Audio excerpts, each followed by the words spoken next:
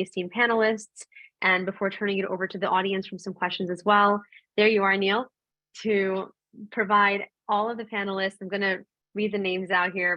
We have Gopal Khanna, we have Padma Kupa, we have Subroto Gangopadhyaya.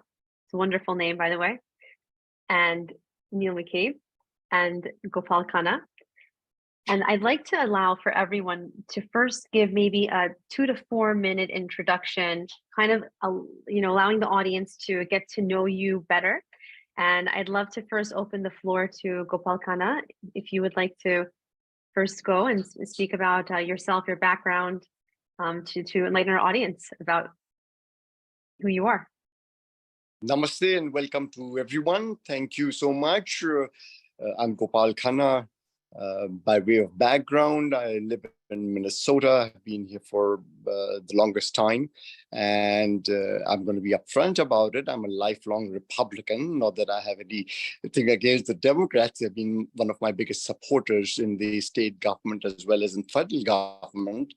I've had the great honor and privilege of serving 2 presidents and 2 governors in senior policymaking positions.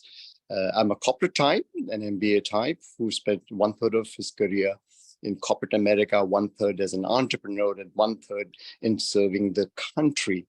I'm really honored and privileged to be here joining this group of illustrious people to talk about politics and the possibilities. So today, maybe what I'll do is talk about 3 quick things, if I may have a couple of minutes to do so. One is the social. Go ahead. You're saying something? No, please. I was absolutely. Please go ahead. The one thing I'm hoping to cover in our discussion today is the socioeconomic and geopolitical imperatives that require all of us to participate. The second piece I want to address is dharma, civic responsibility, and duty of citizenship. I'm an American citizen. I'm hugely honored to call myself an American.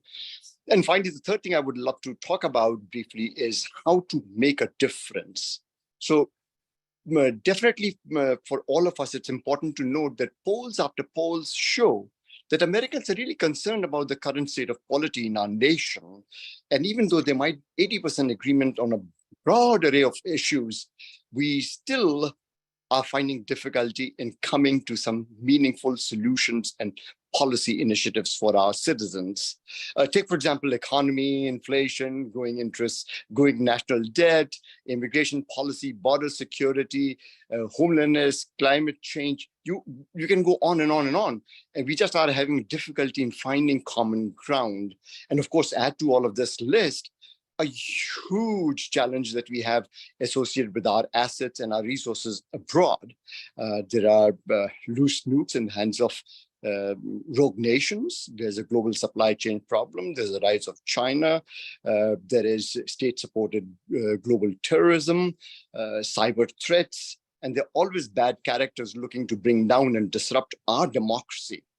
So what is our term? Civic responsibility and duty of citizenship. Here's what I would propose is that notwithstanding all of these challenges that I've outlined, our country is not falling apart. On the other hand, we have a very strong system right here in America. However, it is our dharma, it is our responsibility and social duty to participate and become part of the American system. How do we do that? Well, we participate, number 1, as active citizens, register and vote. Number 2, we can find ways to decide for ourselves whether we are a Republican, Democrat, or an independent. It really does not matter so long as we put ourselves in one political philosophy or the other and then work in the system to bring the right solutions for the American people. The third way would be to be a volunteer to participate in the caucuses that are coming up in the next 15 months. So we have a huge election and participation opportunities where we can play a role at in a variety of different ways. What I would say is that we have to find ways to more involved than that, maybe at the at the social level, maybe in school boards, maybe with the mayor, local mayor, maybe with the state representatives, and all the way up into the Congress and government. There are broad array of opportunities available where people are looking for expertise, people with passion and desire to serve. So I hope that we can cover all of these issues today. And once again, thank you for inviting me. I really appreciate this opportunity. Thank you for being here. I was going to say, you actually addressed part of what we're going to be discussing at the end of this. So thank you for helping make my job easier. And we're going to have to circle back to that after we get to the questions. Thank you. Next, I'm going to introduce you to Padma. Please, if you would give the audience an introduction about yourself. Sure. Namaste and hello, everyone. Glad to be here on this panel to talk about the challenges and opportunities for Hindus in politics. As a Hindu who was elected to office, I think I have some real experience. My name is Padma Kupa. My husband and I are immigrants from India and moved to Michigan over 20 years ago with a baby and toddler to make our home in Troy. We're both engineers. He's from Hyderabad. I actually went to RIC Warangal, which is now known as NIT Warangal, so shout out to all those alum. And I came here to work in Michigan's auto industry. Michigan is the Great Lakes state, and I fell in love with our wonderful natural resources here. We have the world's largest freshwater ecosystem, just in case anybody wondered.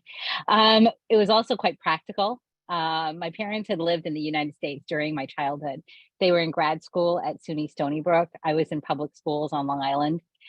We moved back to India when I was in the middle of high school and I was a teenager, frustrated by the lack of running water, not being able to drink water out of the tap 24/7 or take a hot shower.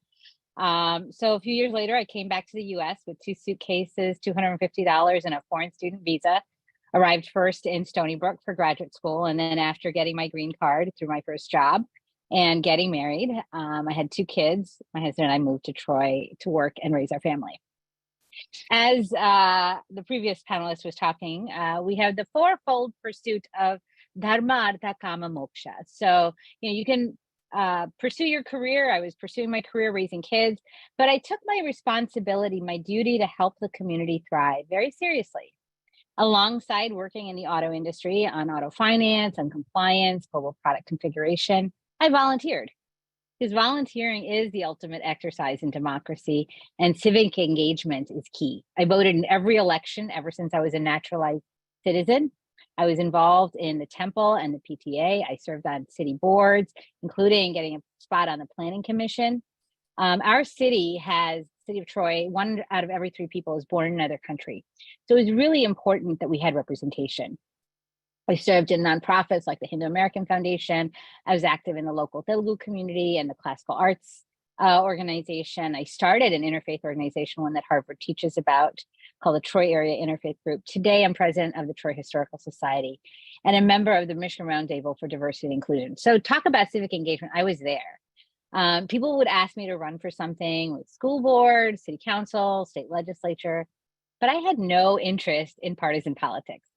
Politics has always struck me as very binary. I like to build things, but politics is somebody wins, somebody loses, you're a Dem, you're a Republican, you're for an issue, you're against an issue, kind of very difficult for me. I was more about pluralism and bringing people together.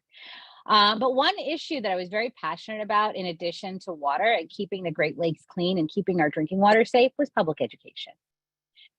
It's I think, it's just a parent's wish that your child has access to opportunity, but I wanted to make sure that every child had access to opportunity.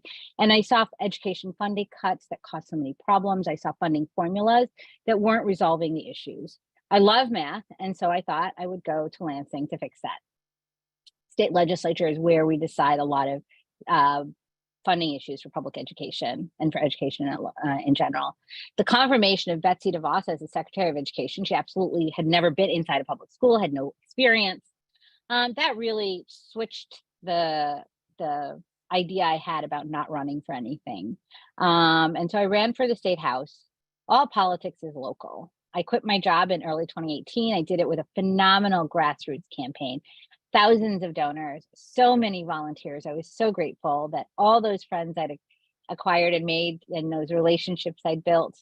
People donated, people knocked doors. And people registered to vote because I was on the ballot. People who had green cards decided, okay, this was the year they were going to vote. I ran as a Democrat in a historically Republican district, became the first Hindu in the Michigan State Legislature, the first Asian immigrant, and the first Democrat to serve the city of Troy. I championed issues that were important to my district and diligently served my constituents, town halls, coffee hours, e-news. I was very accessible and I think very authentic. I have an immigrant work ethic after all. We're very hardworking. And Absolutely. I won my second race in 2020 with double digits.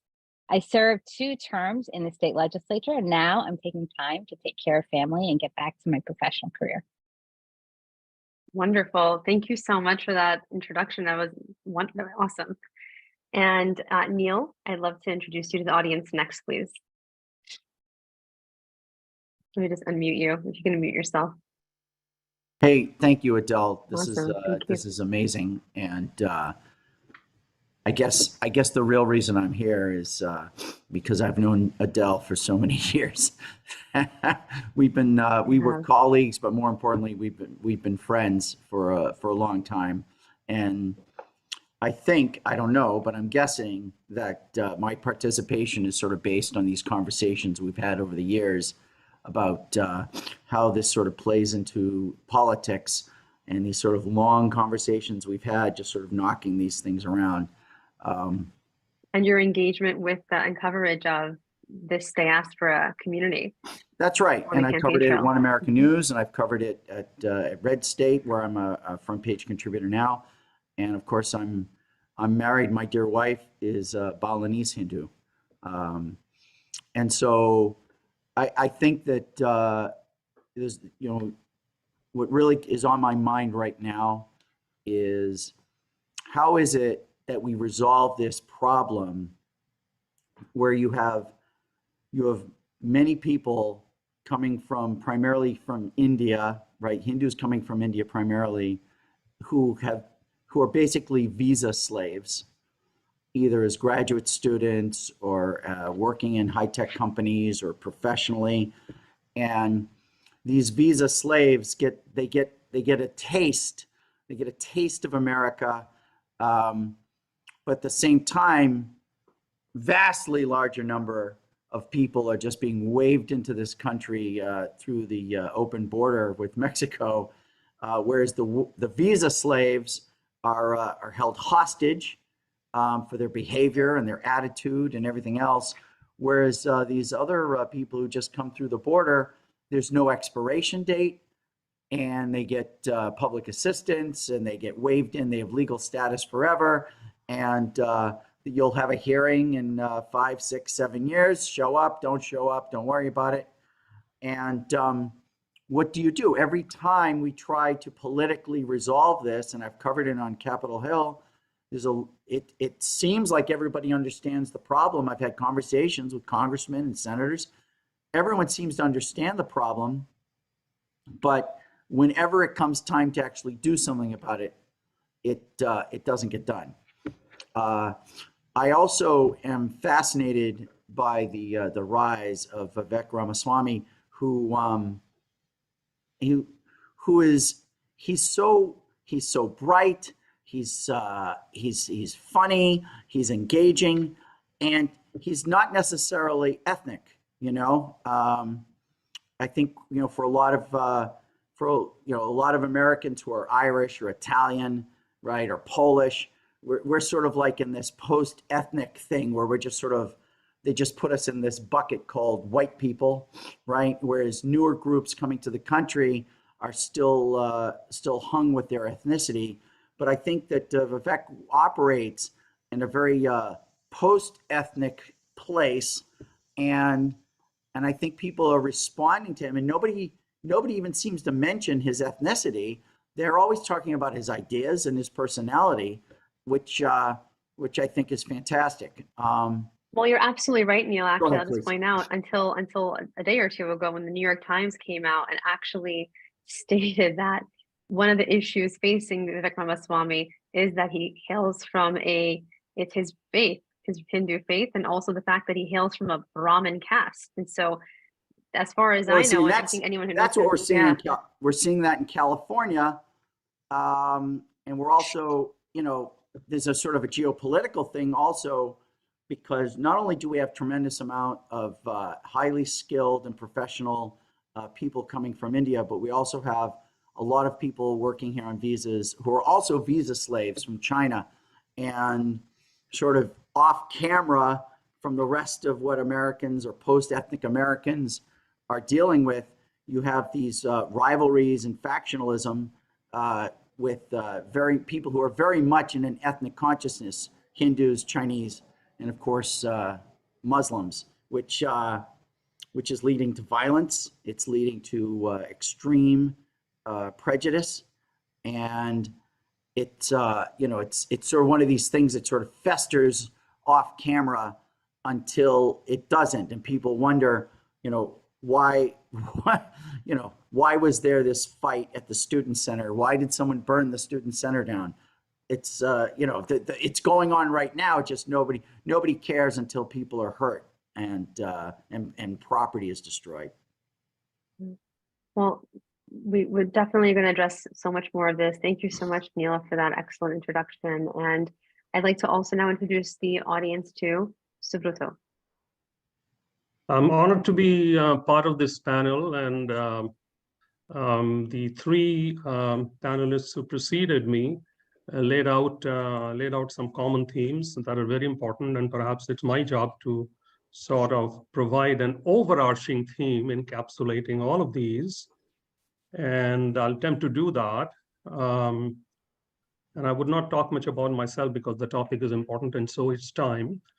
I think the issue of American Hindus, as of any other immigrant to this country, resolves around reconciliation of certain identities. So when we talk about Americans and Hindus and Indians, we are essentially dealing with three sets of identities. One is that of an American, one is that of an Indian, and one is that a subset as a Hindu. And if you imagine three circles whose circumferences are merely touching and the circles are dynamically revolving, then you anticipate friction. You sort of anticipate that there is a little Venn diagram where certain overlap of territories happen. And then that's also not quite an adaptable model. So for my purposes, the three sets of identities that I have is resolved in concentric circles, the largest of that being an American. So first and foremost, that's my identity the moment I took the oath of citizenship. And I quite understand that that may not apply to all the Hindus and Indians here, but for my purposes, that also is certainly an area of concern for me, but my largest identity is that of an American. Within that comes India, and the third circle is that of a Hindu.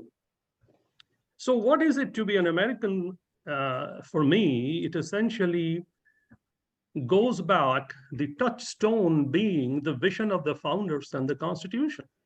It is that document upon which I promised my fidelity, and quite consciously so. And therefore, it is incumbent upon me to understand what the document, what the founder's vision means. So I am perfectly happily reconciled with that. And therefore, any contradictions to that, wherever it might come from, therefore is something that does not pass at least my approval.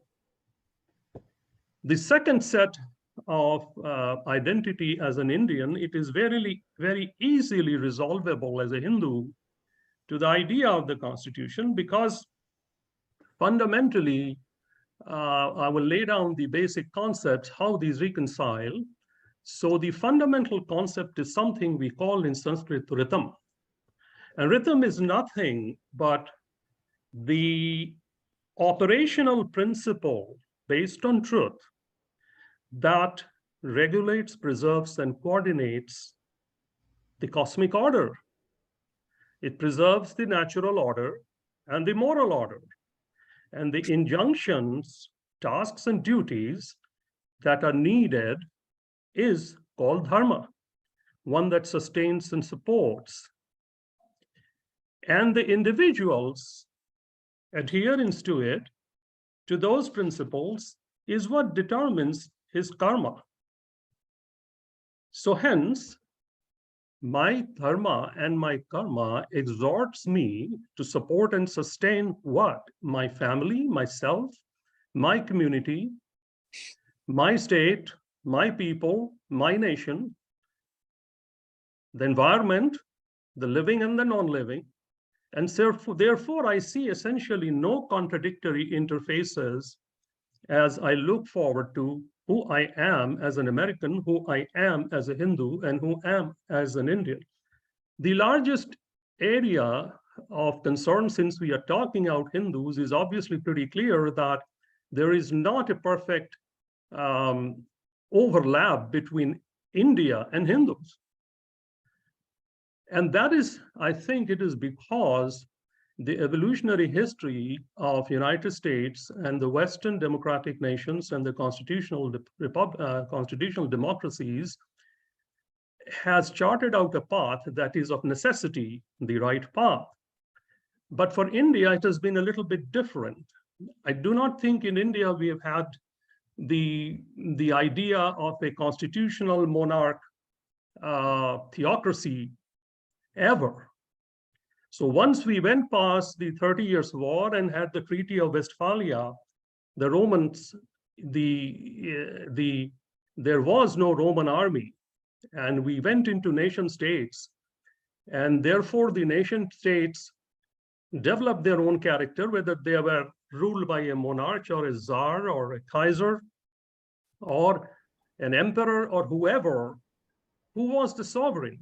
And indeed, the creation of America is quite revolutionary in the sense that it defines the sovereignty with the people. So it is we, the people, and consent of the governed. And therefore, to that extent, I do think I subscribe to the idea of American exceptionalism. Mm-hmm. And the fact that everything we do downstream derives from that fundamental philosophy. I think the problem in India has come from adoption of a constitution that's not a natural product of its history or evolution. And that's a larger debate. But I think there is nothing in the Hindu ethos that contradicts either the modern Western democracy. We have had experience of Janapadas, Mahajanapadas, and we have democratic principles enshrined in our living faith for a very, very long period of time. So for me, it is fairly easy, and I will stop there to see that we can address particulars perhaps later on in the form of questions. But thank you. I'm really honored to be here. Thank you. I'm just so glad that we're recording this event because everyone here has given so many amazing introductory remarks and thoughts that are definitely going to carry on, not only into this conversation, but into perpetuity for the next few years at least. With that being said, I'd love to now address some questions to our esteemed panelists. I'm going to actually start with Gopal. I'm going to ask you the first question. Since nearly 2 decades ago, when you served with 2 US governors, have you seen a significant or marked difference in the level of Hindu-American engagement in political and civic society life in the US? It's something you sort of touched upon, but I'm curious to know how this has maybe transformed over the years. Well, I'm glad you asked that question because, and I'm very pleased because the amount of involvement today compared to what it was 20 plus years ago when I got first called to serve the country by President Bush right after 9/11 is just remarkable. We were just a handful of people who were appointees, and my role was to help bring America's soft arm at the Peace Corps to the world. And the world didn't quite realize how good America is and how diverse the nation is. So when I would go overseas, people would say, what's your background? I'll say, I'm an American. They'd say, they would get confused because their whole image in their minds was very different, Anglo look and appearance. And as Peace Corps was getting more and more diverse, it was really truly bringing America's real face to the world. So I found that very different and exciting. But coming back to your question, since then, right now, I'm told that there are about 130 Americans of Indian origin. I believe large number of American Hindus who are serving in the administration, in the Trump administration, which I was part of. Again, there were a lot of Americans and Hindu Americans, and we celebrated Diwali in the Oval Office with the president.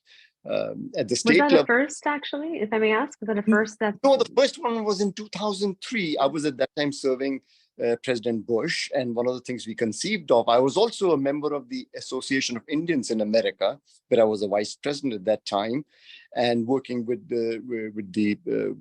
my colleagues in the association, we conceived of the idea of having Diwali in the White House. We said, why not? And President Bush was gracious enough to say yes. And ever since then, over the last 20 years, the tradition has continued.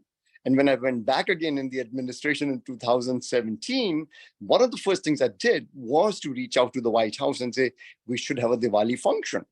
And that tradition has continued. So it's totally remarkable when we are engaged. The moral of the story over here is our active engagement. And I took upon myself very early on, starting with the voter registration drive we did in New York, standing on the street corners with tables and getting people to register and vote, and then participating in the Simpson Mazzoli immigration drive to retain the fifth preference categories.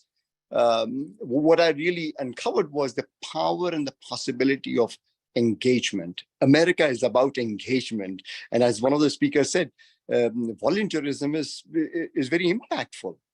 And as a result, what I've seen is whether people took that as an example, but there's been a continuous growth in participation of Americans of Hindu background and Indian Americans at large to serve the country. And it's very gratifying to answer your question. It's a huge, remarkable growth. But still, while the glass is half full, I think the glass is still half empty, because we now have a next generation, second generation, third generation to think about, and how we encourage them to participate. Absolutely. That's well, I think you accurately said it's glass half full and also half empty. Made quite some progress, but there's a long road ahead. And, with that being said, thank you for that. I'd like to address the next question to Padma. And my question is, as a Hindu who is a former elected official, did you face any targeted Hindu phobia while you served in office? I think you're muted. Yeah. Yes, I did. I mean, Wow. Obviously, when you're in office, you're going to have attacks. This is the nature of politics today. I've been called a communist. I've been called all sorts of things. I was also in the state legislature on April 30th. Everybody talks about January 6th. I think of April 30th, 2020. I think I called my husband, or I texted in our family chat. I think this is the day that my giving up my life for the country, because we had crazy people come into the Capitol, in the state Capitol, with guns, demanding to be let into the chamber when we were trying to vote on bills. They were the ones that were also affiliated with people who wanted to kidnap our governor. So just a lot of concern. I had trackers that would put video cameras in my face and attack me because I was a Democrat, because I was whatever it was. But definitely, as a Hindu, there are organized efforts to diminish our voice without naming a particular individual. There was effort to discredit me just from being on the zoning board, a decision that I made that was part of a unanimous decision by the zoning board. The Council on American Islamic Relations sued me. The lawsuit was targeting me. The city, the zoning board, and I personally was also targeted. Fortunately, I had not done anything wrong. I had done what I was asked to do as a member of the zoning board, make a decision based on the rules and regulations that are laid out for us. Fortunately, that was dismissed, but that continued to be raised in various social media platforms. My connections, people being proud of me for being a Hindu, my connections to various Hindu organizations, from the local temple to the Hindu American Foundation, whose board I served on. All of these were called into question. The fact that I didn't know about farm bills in India, constituents came and harassed me for that. Yeah. That's really, So that's yeah, intense. That's intense. it was You know, very have a, intense. speaking, But I tell speaking of, you, you can make sunshine, you can make take lemons and make it into lemonade. So a constituent actually Absolutely. asked me about farm bills in the United States, in India, and to condemn the Modi government. I don't know about farm bills in Michigan. I live in a city, and the other community that I represented was also a city. I don't know anything about Michigan farm laws. So let me find out about Michigan farm laws for starters. And I went to the Michigan Agricultural Business Association, had a meeting, and I was championing a set of bills. I actually introduced a set of bills that would allow driver's licenses for people who are out of status, because we have a lot of people on H-1B or who are in their green card who can't get their licenses, the driver's licenses for all bills. I came to know that the Michigan Farm Bureau is one of the biggest champions of that bill, of that legislation. And so, I mean, I do have to say, you make lemonade when you're given lemons. So yeah, I did face, Absolutely. people don't understand until you're in that situation, how Speaking of much it can which, be. yeah, Yeah. speaking of which, and kind of also what you just said, just two things I wanted to mention, what Subhutta said about, you know, assimilation. Why is it that Indian Americans, Hindu Americans, those who are either immigrants to this country, who came here legally, like you did, and or those who are born here, they're automatically somehow connected back to India, even if they have more of a connection to, or only a connection to, the United States. And that's something that has to be addressed. And hopefully everyone here can, you know, play a part in helping alleviate that misperception. And I want to also address that you were also attacked by someone who, known by the name Peter Friedrich, who is a Pakistani proxy apparently, and he has gone around the country targeting anyone who identifies as a Hindu in either party, in the Democratic or Republican Party.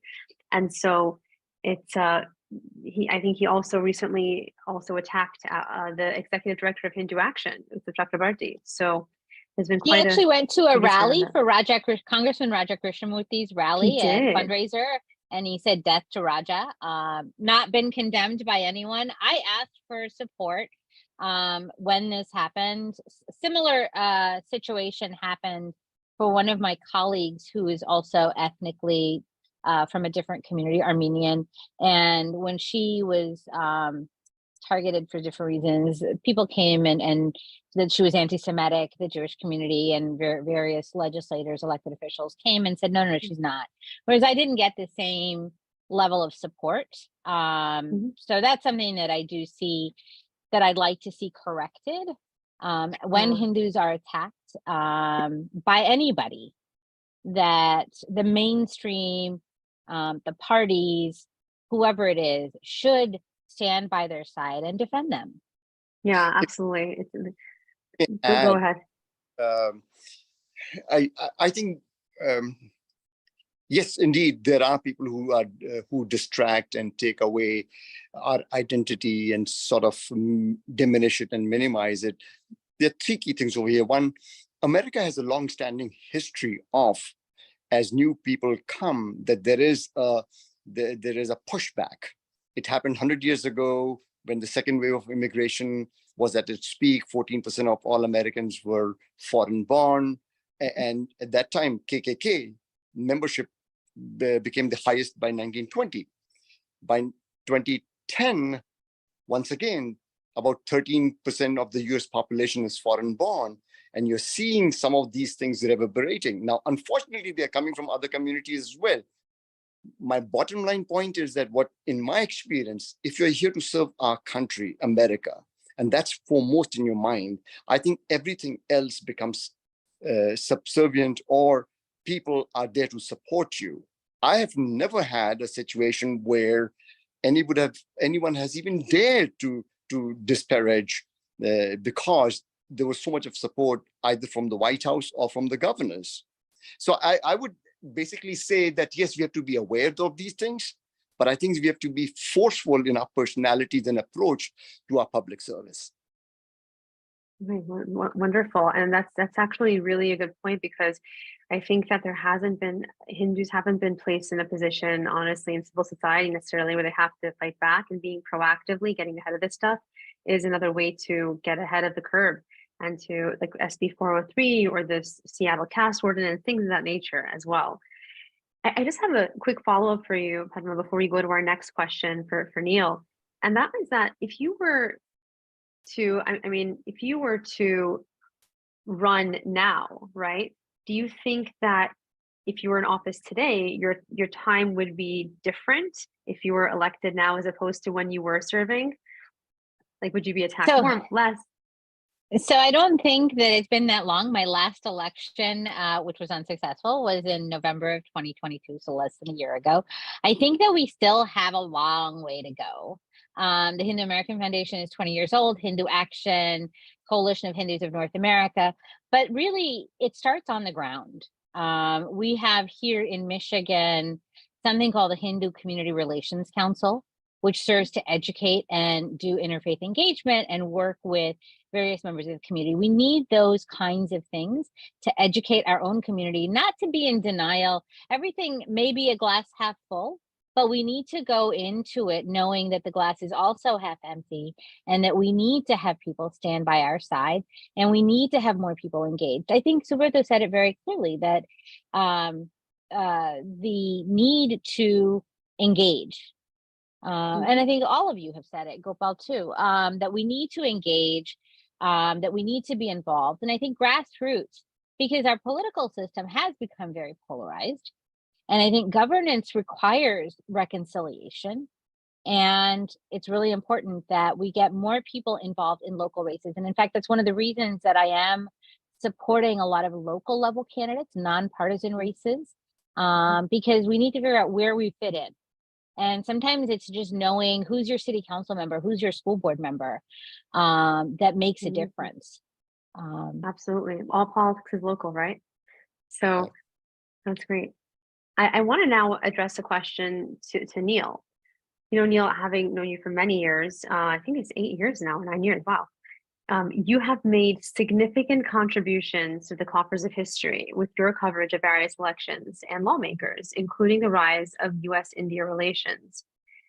That said, how big of an impact do you think Hindu Americans will have on this upcoming election cycle? Unmute yourself. I'm always so brilliant when I'm on mute. And then when I turn my mic on, it's just garbage. No, you're always I swear brilliant. to you, when I was muted, I was brilliant. But, you know, I remember very, very well in 2016, the Trump campaign said that they were going to focus on 6 battleground states, Pennsylvania, North Carolina, Florida, Ohio, Michigan, and Wisconsin. And I saw the numbers, where I can't do them off my head right now, but that basically the shift, because the Trump campaign made an effort to reach out to Indian and Hindu voters, they were able to flip what was pretty much overwhelming support in those communities for Barack Obama in 2012. They were able to flip it to Trump. And I watched in 2016, in 2020, I did not see the efforts that I saw in 2016. I thought that was a missed opportunity, because if you took, took like say 50 or 70,000 Hindu American votes in North Carolina, I would say that, in 2016, that would be Trump's margin of victory. It's hard to remember when some of these states were battleground states. I also watched very carefully, and I noticed that, that Kamala Harris was sold to the American people as an Indian American, even though she grew up in Canada. I thought it was interesting that the Biden administration pointedly basically put something like 50 Indian Americans in very senior administration positions all over the administration. And I think that they recognize the influence and the activism and the passion of the Hindu American community. And so I think that if someone ignores it, then it's at their peril. I also want to say this too, that as the Democrats, I think are very good at identity politics, that basically say, or tribalism, where it's like, hey, we're the party of your tribe and we're going to help you guys. I think that the danger you run into is if you don't follow through with issues that are important to those people, that you can only go so far with tribalism. And I think we're seeing that in New York City as Asian communities and Latin American communities that were dyed-in-the-wool Democrat voters a generation ago are now reaching almost, again, that post-ethnicity. And I also want to say, just to go back, I should have mentioned this before as another concern, is when I think about China, and you were mentioning that gentleman from Pakistan, we have an organization called Five Eyes, which is New Zealand, Australia, Canada, England, and the United States. And these are basically the 5 Anglo countries that basically we're all kind of culturally together. We all speak English and we share our intelligence with each other. And all 4 of our partners in various degrees have been severely compromised by China and the Communist Party of China. And and I'm seeing that play out in the United States.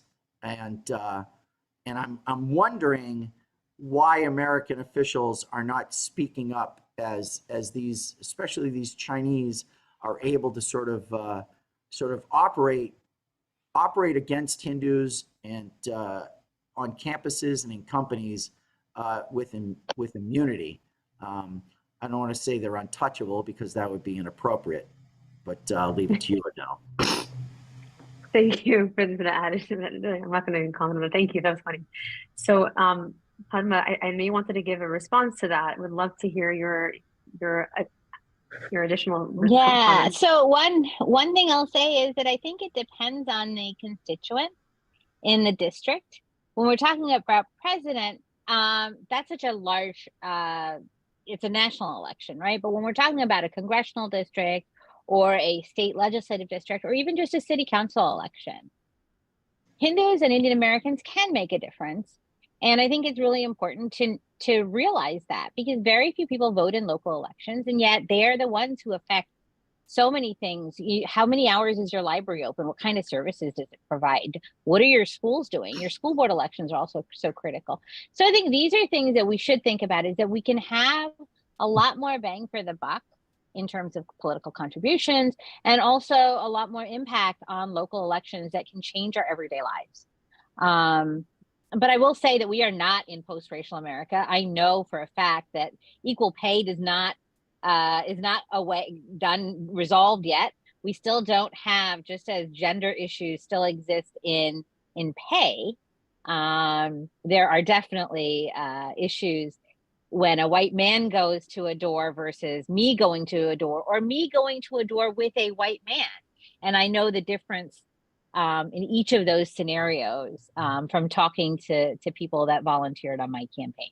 Yeah, let me say 2 things real quick. One, sure, and then we're going to get to civil. I don't mean to speak, whenever I'm speaking about these things, I'm not speaking them as scientific facts, but these are sort of perceptions.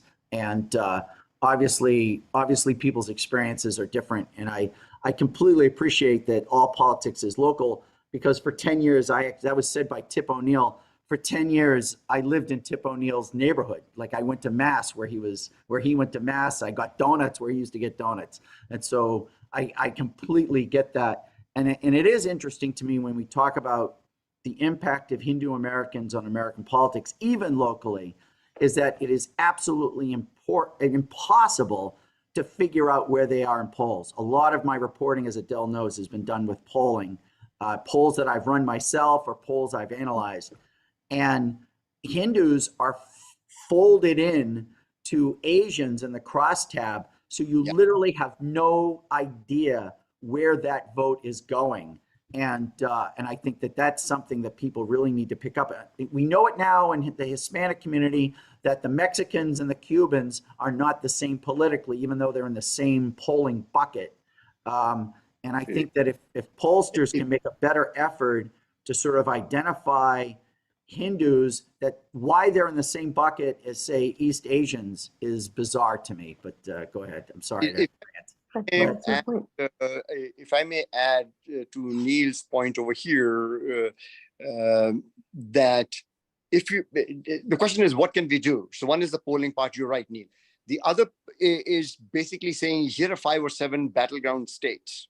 In each of them, if you look at the, say, Indian American population, and large 80% of them are of Hindu background, if there was a concerted effort to get them organized to start participating now from caucuses level and up, I sincerely believe that extra 10,000 votes in Georgia can make a difference, can flip the presidency. 1,000%. Right? So the question is going to be what we as a community can do and need to do. I believe that for starters, we need to organize ourselves. And one of the challenges we'll have to fight within the community is going to be they tend to be independents, or they think they are independents, while their philosophy might be Republican or Democrat. I think if we can find a way to get them involved in the party politics and use the party platform as a base to bring their ideas and ingenuity and intellect, because at the end of the day, in politics, there are 3 things that count. Number 1 is money. Number 2 is votes. And the third one is policy ideas. And I think the Indian American community, the American Hindu community, has all 3 of them. It's a very powerful combination. So at this stage, 3 things come to my mind. One is going back to local participation. It is critical at the ground level, starting with the caucuses. Caucuses are coming up in every state. We have a very short window of opportunity to get our footprint out there and vote from bottom up as well as top down. Yeah, I think what you were saying before is that Hindu Americans were actually pre-political, and now they're coming into their own, but it basically, and I think very much that they're up for grabs. Yes. Yes. Well, we're definitely going to address this more throughout the conversation, and I'd love to circle back to it. I just want to get Subroto a quick question in as well for you, please, because you also gave a wonderful introduction and about your experience, and I want to know what your analysis has been of dealing with elected officials about issues that concern American Hindus.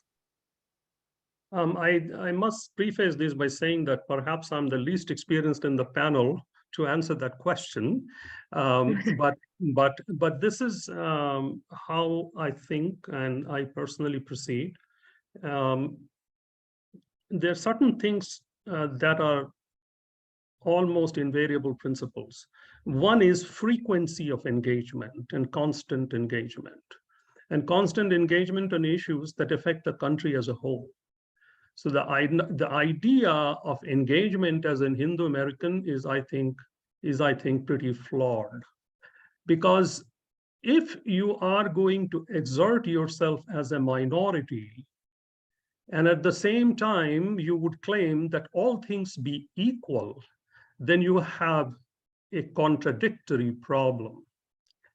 So the issue is that this idea of an empowered minority and to be earmarked and to make its niche and to state its identity as something quite unique, and at the same time seek some holy grail of equality is problematic. And I think that's a problem we have to resolve quite certainly within our community. That having been said, it is not that there haven't been problems as a minority, and I completely empathize with what Padma has been saying, and her experiences are quite real, and I can lay a framework. Why is it so? And I cannot say that I myself haven't had some of those experiences, but I would not generalize that into something that's inbuilt into ethos of the country. As is well known, we are always striving for a more perfect union. We have never said anywhere in the last 250 years of the history that we are a perfect union. So we are trying to be a more perfect union, and some of these issues come from worshipping at the altar this idea of multiculturalism, of which Indians are among the greatest proponents.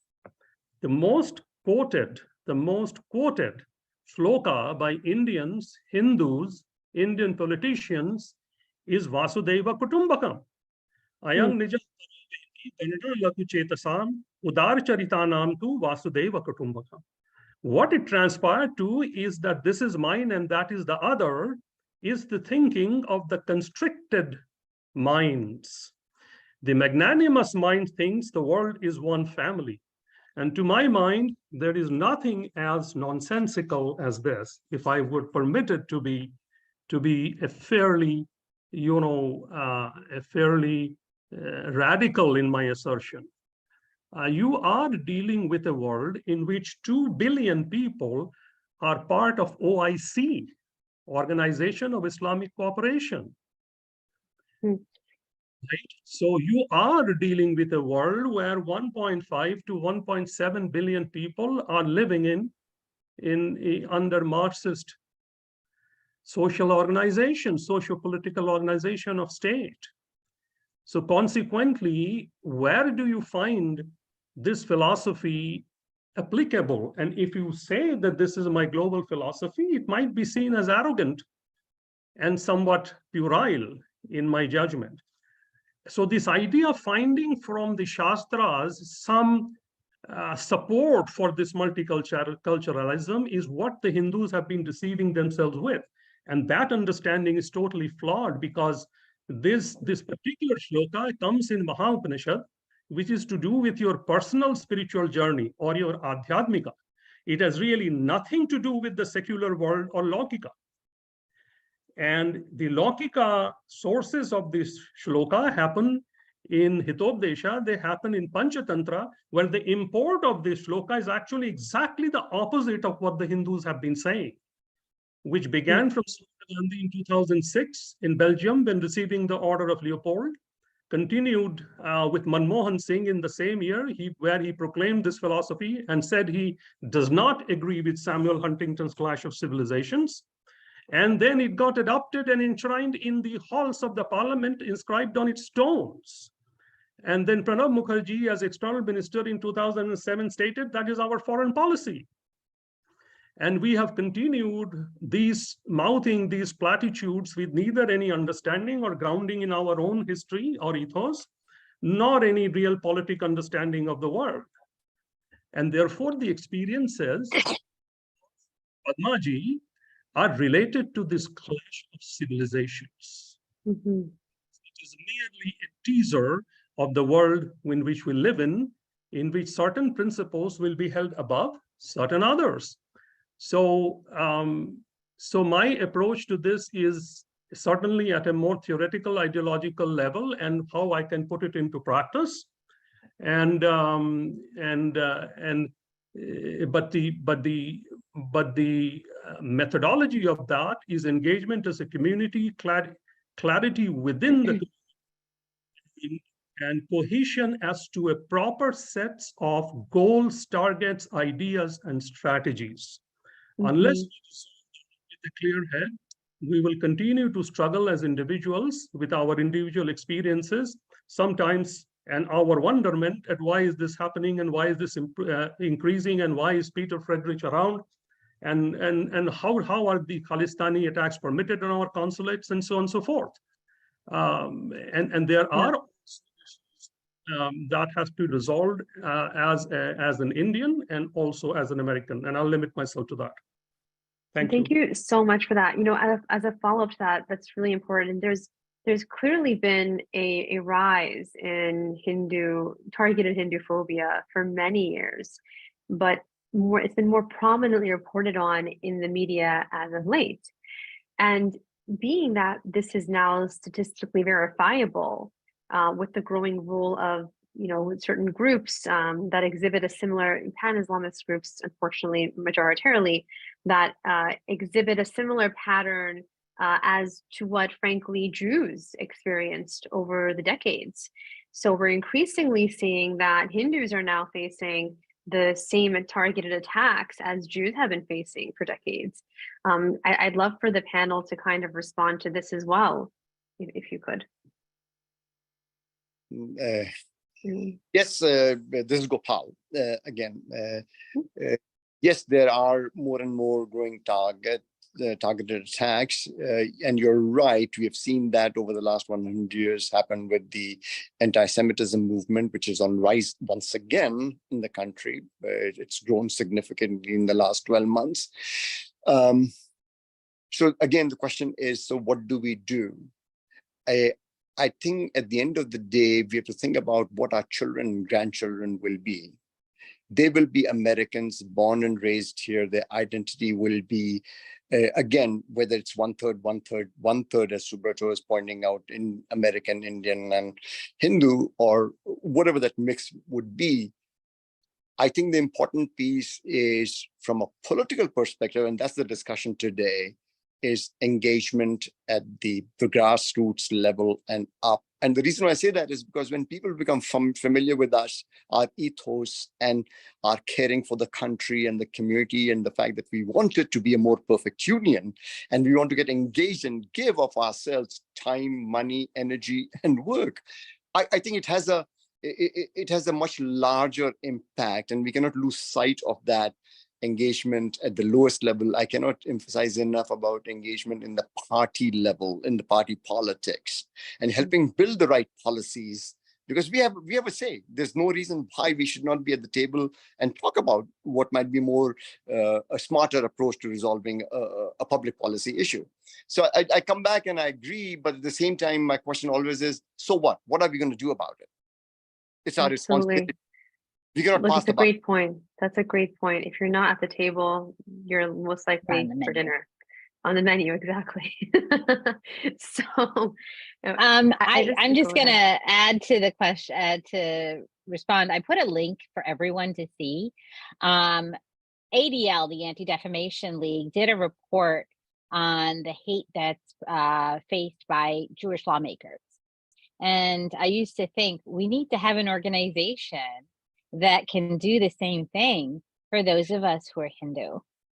And we don't have one. And I know that various Hindu organizations, HF, HinduACTion, Kona, we're all trying, but we really need to fund and professionalize this kind of work in a much larger capacity, because the players are even bigger now. And so I think that's one important aspect. And just from a personal experience, some of my Jewish legislators and I, and some of my Jewish friends and I, because of all the interfaith work that I did prior to joining the legislature, we see a lot of parallels. And one person who really speaks to those parallels is Nissim Rubin at the American Jewish Committee in Washington, D.C. He really has a really good understanding of the parallels as an Indian American, but as a Jew from India who immigrated to the United States to work for one of the largest nonpartisan organizations that advocates for the Jewish community. He really has had some great insight on the parallels of what we are facing as Hindu electeds and Hindu people to what anti-Semitism is out there. And I'll give a hat tip to a Michigan lawmaker. She said, whether it's anti-Semitism on the right or anti-Semitism on the left, we need to acknowledge it and we need to stop it. Absolutely. Same thing as Hindu Devesha on the left, to the right, we need to acknowledge it and stop it. And I just want to take a moment and to just thank everyone who's given, donations to HinduACTion. And in case you haven't, in case you're looking for the link, also everyone, I just want to submit it here again. It's in the chat. Please go ahead and there you go, donate to HinduACTion there. Perfect. And That said, this is really, really important. And Neil, I would love to ask you actually about this next, because there's, in addition to the targeted patterns, rather, of targeted attacks against Hindus and Jews, there's been obviously targeting against other religious groups too. There's Catholics have also faced that. Of course, Muslims have faced it. Every group has faced it in some capacity, but increasingly it's been targeted against the Hindus as of late. And I wanted to ask you, just seeing how this targeted Hindu Dvesha has been happening. You have, for example, Vivek Ramaswamy, who is the only legitimate openly Hindu candidate for president, the only one who's being taken seriously among those who are running, who are openly Hindu, right? He has, his Hindu faith has obviously, played a role. Clearly, the New York Times is covering that specifically about him. But as a Catholic yourself, right? What is your reaction to seeing two prominent, pro-Republican pastors who recently targeted Vivek for his Hindu faith? I'd love to get your kind of reaction to that. Yeah, I think that and the New York Times article. I think that what we're seeing, unfortunately, is everyone agrees that political speech is protected and that hate speech is not protected. But what we're seeing is hate speech by some people is being called political, and political speech by other people is called hate. And we're now seeing everything blur. So that there, the DeSantis campaign, the Never Back Down PAC, which is associated with the DeSantis campaign, put out and I wrote about this at redstate.com. They put out a strategy memo for DeSantis. And part of that memo was take a sledgehammer to Vivek. Take a sledgehammer to him. That's crazy talk. That's like, who even says that? Who even speaks like that, right? It's when they talk about the other candidates, it was like, oh, counter here, dismiss them, pivot. But sledgehammer, there was the idea that you would even use that kind of violence against a president, that language against a presidential candidate, it really stunned me. And I think it stunned a lot of people, and they took the memo down and everybody said, I don't know what happened. I don't know how, I'm sure some intern got fired. But I think what's going to happen in this country is that if we do not get a handle on this tribe on tribe violence, it's really going to take a nasty turn. It's because people don't want trouble, right? Normal people don't want trouble, and you just want to go along to get along. And it's amazing how much people will put up with, because speaking as as a Catholic expat from Massachusetts, the idea that my parents are buried in Massachusetts. I mean, to leave Massachusetts, no matter how bad and crazy it got, there's still a pull that, like, why would, it's like I grew up there, why would I leave? But it's a place where I can't work as a journalist. I think that things are going to come to a head, unfortunately, sooner more than later, and people are going to have to pick sides. And I wish it wasn't like that. Yeah. But we were talking about before about the 30 Years' War and Westphalia, and it's basically Westphalia is like, hey, if your king is a Lutheran, you're a Lutheran. If your king is a Catholic, you're a Catholic. And I think what's going to happen is, in a blue, it's people are going to say, hey, you guys cheat, we're going to cheat. And so blue states will always have Democrats, Republicans will always have Republicans. None of the elections will actually be fair, whatever. It'll just, basically, we're heading towards feudalism. And that's what the tribalism is. And that's that movement away from democracy is feudalism. And feudalism comes when people do not feel safe. And they basically, you have to sell off your opportunities and your independence and your freedoms in exchange for protection. And then feudalism is a protection racket. And that is where we don't want to be. Absolutely. Well, thank you for that. And there's a follow-up to this. Padma, I know that you actually responded to one of the audience members' questions wonderfully. I just want to ask this again so we can get your response and anyone else who wants to answer it. For anyone else who hasn't been reading, how do you address or tackle Hindus who fall for imaginary Hindutva and indirectly promote hate propaganda against Hindus? This is I don't know if this is directed to me, but it's in every tribe there are pressures to sort of go along to get along and to sort of give up your tribal identity or your tribal interests, and you become sort of like the self-loathing Catholic, or you become the self-loathing Italian. You become the Italian who criticizes the mafia, right? And it's and it basically splits us up, and it takes away your power as a tribe before and so it's I don't know if it's a function of post-tribalism, but I think what we have to be aware of is that there's a political process going on, but there was also a criminal process going on, and that violence and prejudice and these things, that is criminal activity, and that it's one thing to win or lose an election, but nobody needs to get beat up over it. Thank you for that. Absolutely. And Padma Suprathokopal, would you like to also respond to that? I'd love to hear from everyone else as well. Thank you, Neil. I just want to say, I think it's a really good question, because I don't know anyone else has faced this, but I definitely faced people who didn't understand that these attacks that I was somehow a Hindu nationalist, or that I had Hindutva ties, whatever those are. Like they bought into them, people from within the community. And the majority of people did not. In fact, I have some really good friends who are trying to educate people. And I think that's the solution. We must reach people where they are. Like, what is it that they're hearing? Why do they take this stance?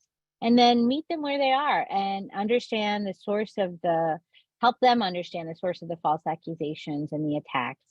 Because disinformation, misinformation are rampant. What you see, they say truth, a lie often repeated becomes a truth, right? So that's really important. But I think the other piece of it is that silence and apathy are also our enemies. Just as much as people who buy into the Hindutva fallacies about me, I think it's also important that those who are silent or those who are apathetic, who aren't engaged, we've all talked about being engaged.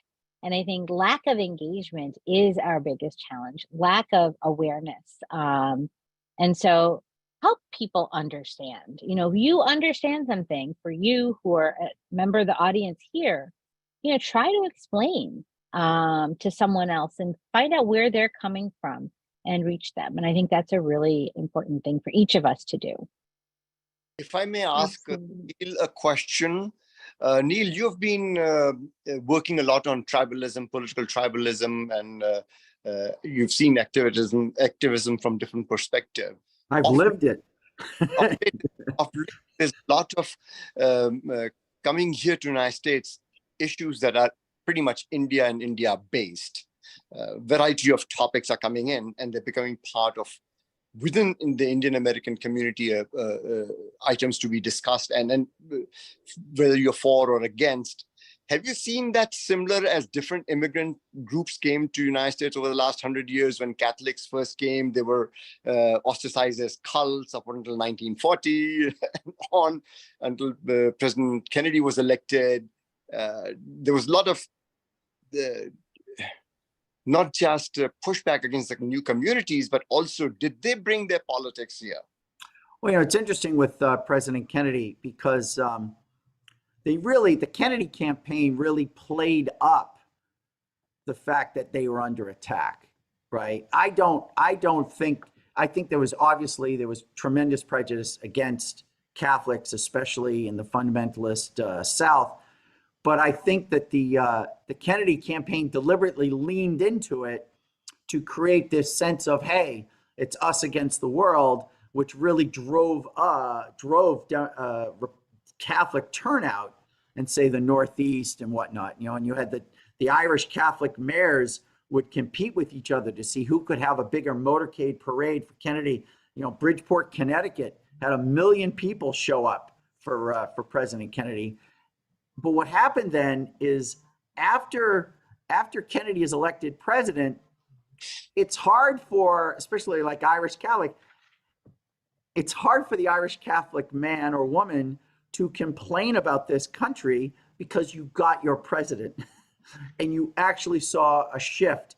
And so, whereas Irish Catholic especially were tied to the Democratic Party, really you started to see that nowadays, if you're talking to a politician from, say, Pennsylvania or Illinois or New York who's Irish Catholic, a lot of times he's a Republican. And the last place where the Irish Catholics were really tied to the Democratic Party was in Massachusetts, just because of the attachment to the Kennedys. And I think we're going to see if new groups sort of break that way.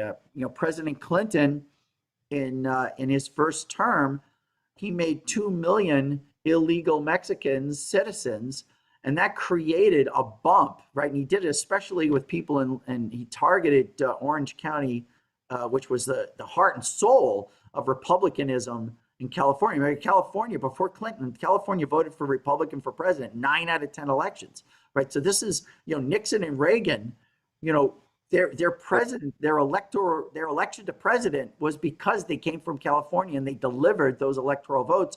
Because when they talked about the GOP lock on the presidency, it was because of California, which you talk to people today and this is like nonsense. People don't even believe you.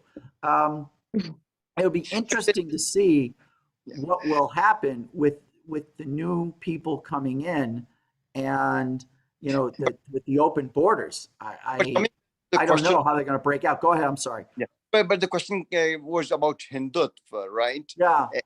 So their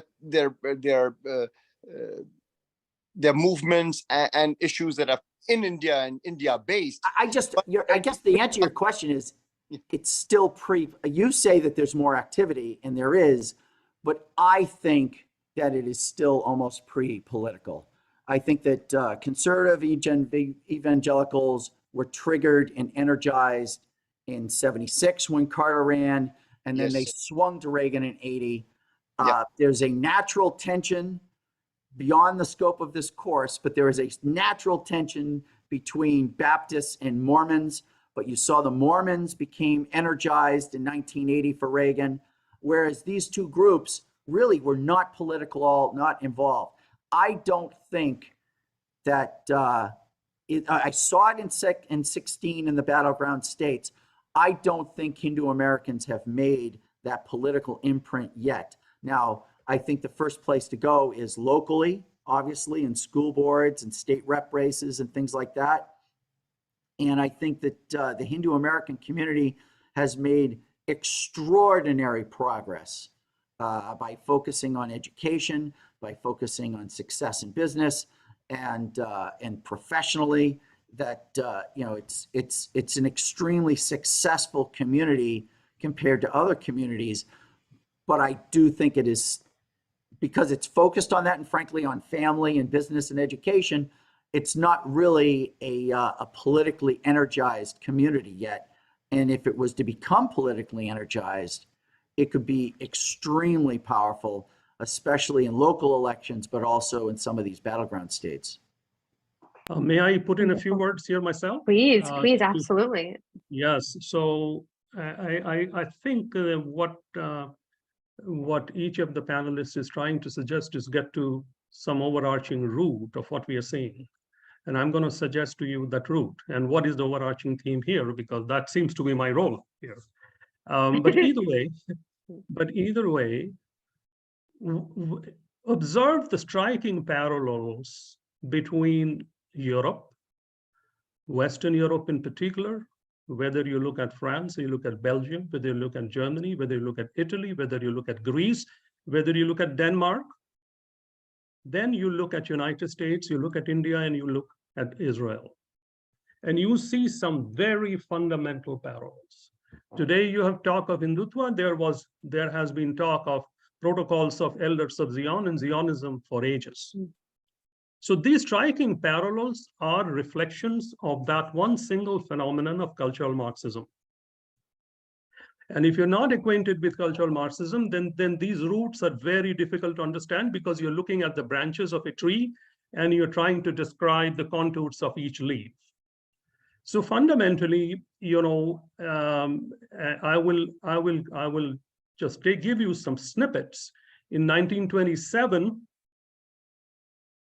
a gentleman who was the secretary of the Communist Party of United States, I think his name is, I'm trying to remember his name.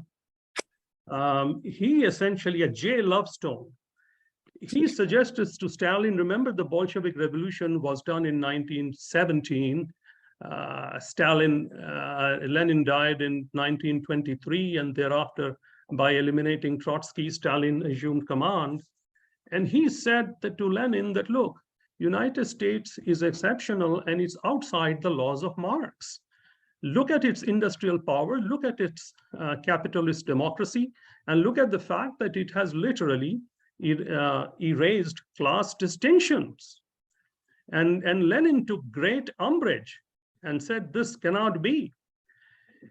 And in fact, that has been the problem of the Marxists with the United States, that it cannot really usher in a revolution of the industrializing Soviet Union under a czar and the Orthodox Church, nor can it stimulate a peasant revolution as started by Mao Zedong and with a party that was the Soviet Party of Communist China that initiated the process.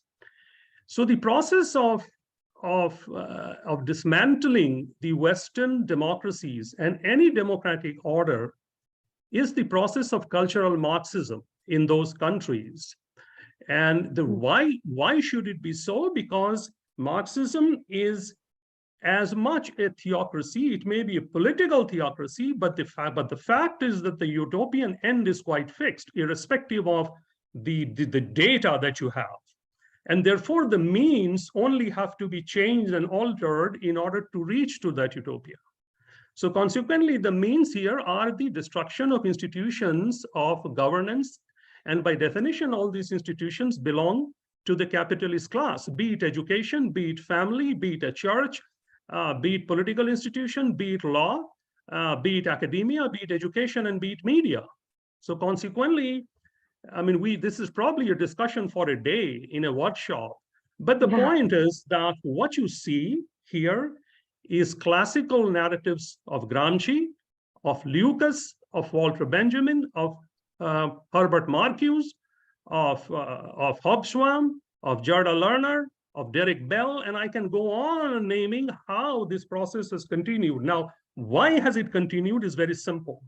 The reason it has continued is that no nation, which is a product of its own evolution and history, it has its own sense of the right, of its own civilization, its own history, its own evolution, its own sense of values. There is really no transnational right, philosophy of the right, to take on a transnational left in its myriad forms.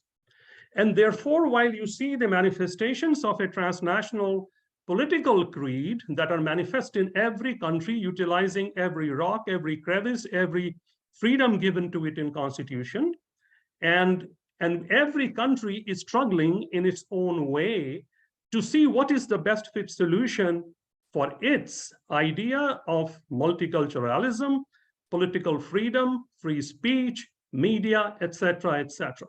So, to my understanding, I think the right in any country is way behind in its ideological, intellectual understanding. Its understanding is literally nothing, because it is struggling behind a 100-year gap of towering intellectuals, of analysis, of academia and media. And is correcting at the superficial political level is a problem that really cannot be corrected. So therefore, all these zones have to be rebuilt from the very base, the intellectual zone, the ideological zone, the cultural zone, and preserve the institutions that you have. So whether you want to treat the choice of a sex to an 8-year-old girl going to California school, or whether you want to have an LGBTQ and then add another 23 letters of intersectionality or class conflict, or whether you want to have speech that is of a certain kind, all these have theoretical backgrounds, all these have proponents, all these intellectual movements have come, of which even we are a part as we interact. Derek Bell in Harvard in 1973 interpreted the law through the lens of Marxism. And then that produced somebody called Gerda Lerner, who is being quoted by Padma Kubba as to the wage, which is a real issue. That is not that it's not a real issue, but the problem is much deeper than what we are seeing. And therefore, I think the academia has to, and the intellectual weight and depth of has to be developed right from the very base, and that should include an Hindu effort at it. That is what each of us is struggling with, the multiple heads of a hydra that we seem to see in only one lens, and we cannot figure out why this is so. But look, this is a global movement. It's not particularly aimed at Hindus or India or whatever. Hindus and India are merely a sideshow. Okay, they are catching the tail end of the tsunami. That's all it is. So therefore, if Hindus look at it as a particularly Hindu-oriented conspiracy, which they often look at it, it is really not. The academia in India is a product of the academia of the West, is a product of Columbia. I mean, there were 250 demonstrations after 9/11, before Bush even said we will act on Afghanistan. There were at least 30 teach-ins, 30 Columbia professors sat and convinced 3,000 students in United States that United States was actually the culprit behind the 9/11.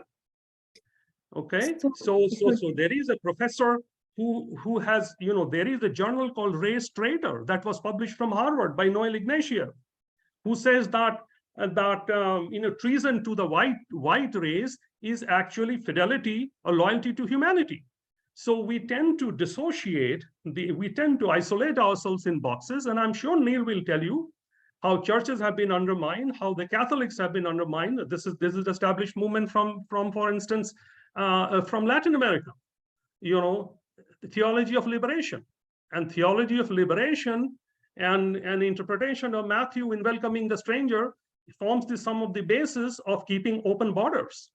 And who are the voluntary organizations that actually control the open borders and root for it? 8 out of 10, the Volaks are churches. And so these are churches that have been infiltrated with the Marxist interpretation of the gospel.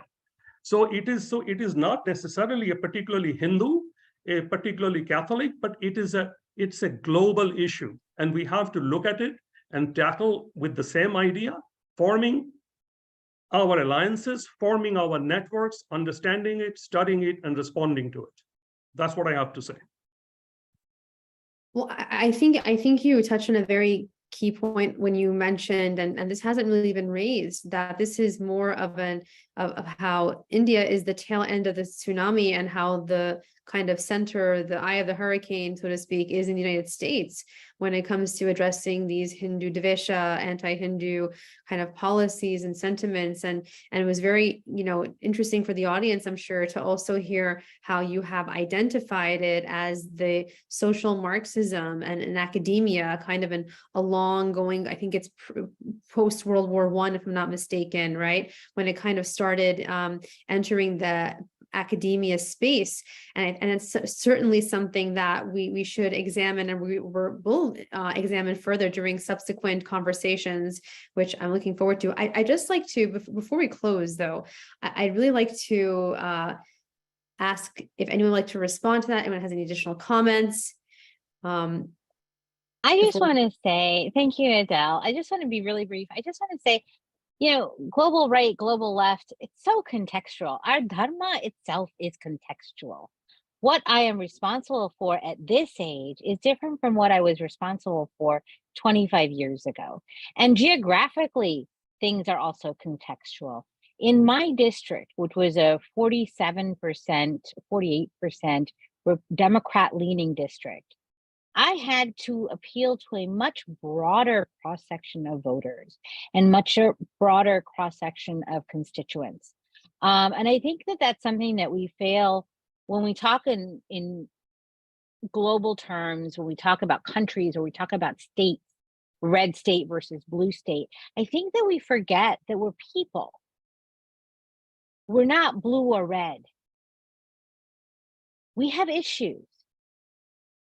A lot of the issues that people talk to me about when I knocked doors, and the constituency that I had as a state representative was 90,000.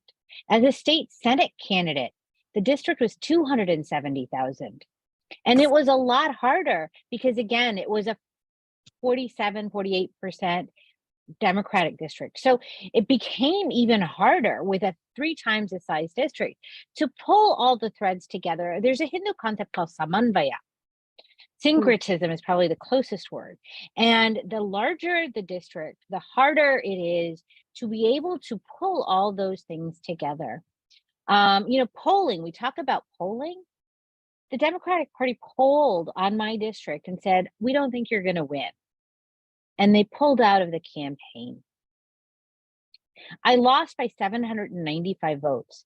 I did not spend as much as my Republican opponent. I did not attack my opponent and call him names and put fallacies about him out there. I don't know of anybody on the progressive side, claiming he was X or Y or Z, the way that people said I was Hindutva and a Hindu nationalist and I was anti-Muslim. I don't know if anybody did that to him, but I definitely know that it is so contextual. What is it that we appeal to voters? How do we connect? What level of trust do people have in a candidate? I think that's really important.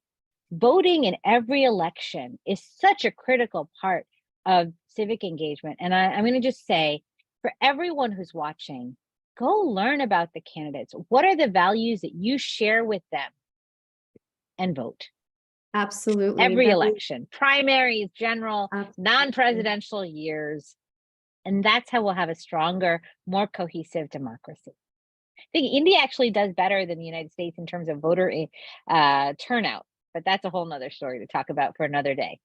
Yeah, well, strength in numbers, right? Also, but I agree. And just something I'm going to add, and everyone here I'm sure can attest to this, is there has been a level of mistrust and a lack of faith in the governments, in elected officials. And unfortunately, that's because of a lot of quite a few bad actors that unfortunately have ruined it for the others. And it just makes it more difficult for everyone here to really turn the tide. But I think I know it's possible. I know that we can do it. And I really, really appreciate all of your input. And I just want to also add here, if I may, please, if you haven't already done so, make sure that you go over to the link that is being provided in the chat and donate to HinduACTion.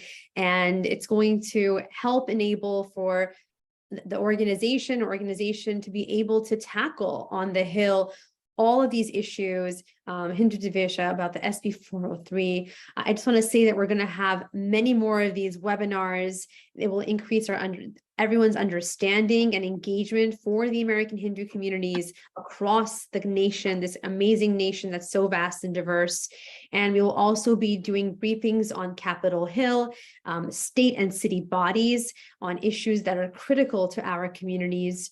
And supporting us by donating using the link that we have provided in the chat will enable us to make sure that we can carry this out to full fruition, to the best capabilities we can. I really just want to take the time to thank everyone for being here and for giving your amazing, brilliant, strong insight and sharing it with the audience. And I just kind of want to close off with one more question for everyone here. You've touched upon this so astutely, all of you, and I just kind of a closing remark. What are each of your suggestions to a young Hindu American running for elected office in the United States of America? If I may start, I would say that they need to do three things. Number one, they need to look at the current challenges that the country faces. And they're pretty much that Republicans and Democrats all across the board accept. There is an economy issue, there is a global threat happening, there are serious issues in terms of socioeconomic issues as well as geopolitical issues, and the more they are informed, the better it is. One. Number two, I think they need to come across with the notion of service and giving to the country. We are here to make America a more perfect union, and being people who have been here in this country only 60 some odd years since the repeal of the Asian Exclusion Act, we have a unique opportunity to give back and bring our creative ideas. From my own personal experience, I've never been turned down for that. Now, will some of these things happen? Yes, obviously we will have these challenges as people of different faiths. We have, but the beauty is that our country is a great country. It offers a unique opportunity for people from all backgrounds to participate. And my urge would be that we do that. We do the basics, become citizens of the United States, register to vote, go and volunteer in the party system, become a Republican or a Democrat, doesn't matter who, but do become one, and then participate actively in the party process and help them bring the needle to the center if possible. And I think so there is a movement to seek more bipartisanship. And I think so the Indian Americans and the American Hindus can play a very vital role in making that happen. Wonderful. Thank you. Would anyone else like to impart their wisdom and advice to the aspiring Hindu youth looking to enter civic society? Let me just plug one more thing about obviously the best place to start is locally. We talked before about all politics being local, but also what's really affirming about America, and you talk about like Thomas Jefferson and Jeffersonian democracy, is I see the Jefferson Memorial behind you, Miss Adele. Very nice. There it is. There's the man himself. And but there's no conservative or liberal position on whether or not the potholes should be fixed. Like, should we plow the streets when it snows? Yes. Like at the local level, it is about competence and it is about response to what the real problems, like Lincoln talked about, the purpose of government.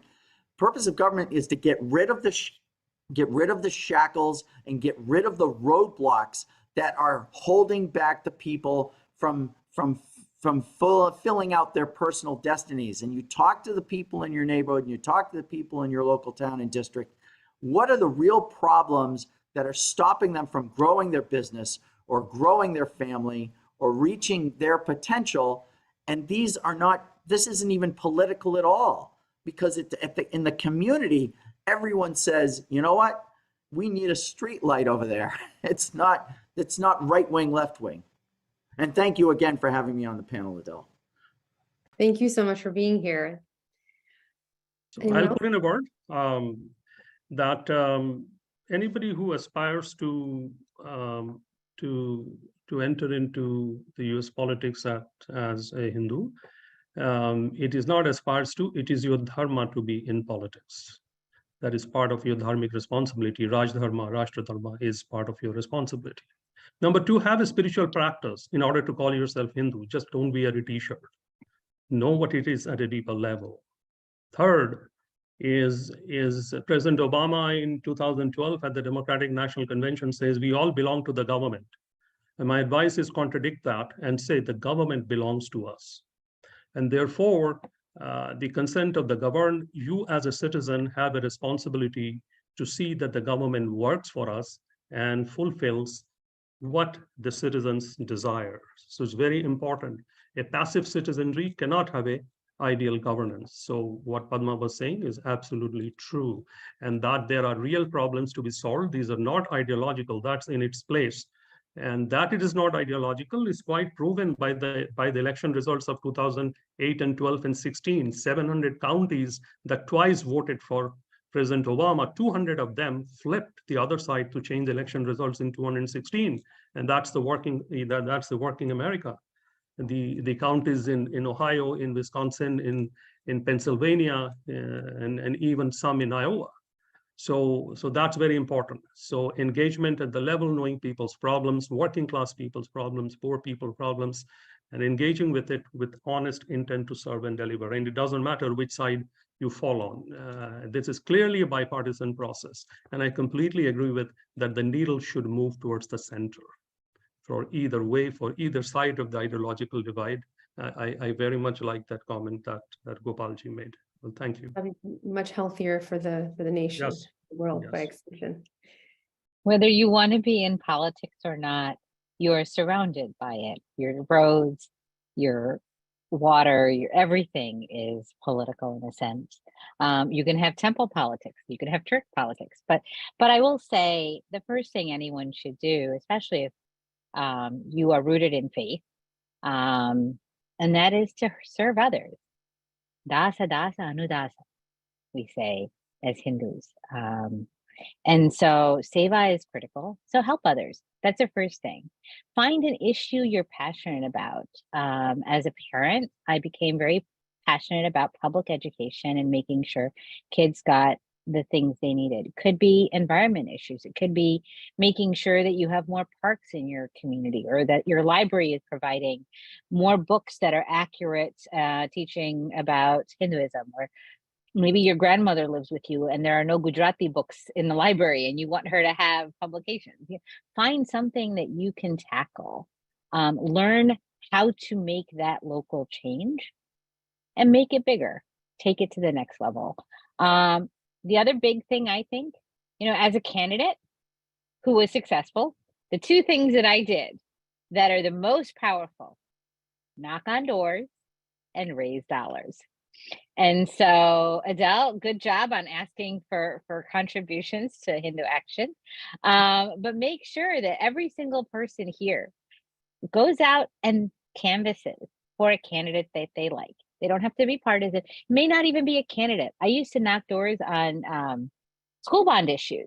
We wanted to have a new building for one of our local high schools. So we did that. I canvassed for local city ordinances.